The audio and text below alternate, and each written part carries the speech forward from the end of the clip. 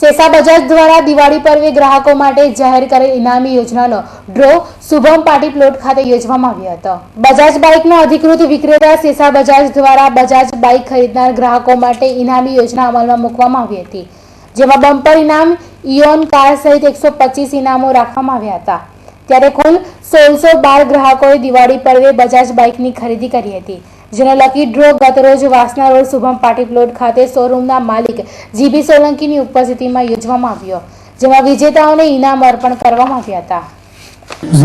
દિવાળીની સિઝન એટલે કે સપ્ટેમ્બર 2013 થી નવેમ્બર 2013 સુધીમાં જે બજાજની બાઇક બુક કરાવનાર અને ખરીદનાર ગ્રાહકો માટે દિવાળી બોનાન્જા એટલે દિવાળી ડ્રો બોનાન્જાની સ્કીમ અમે લોકોએ મૂકેલી હતી। એમાં કુલ 125 ઇનામો છે।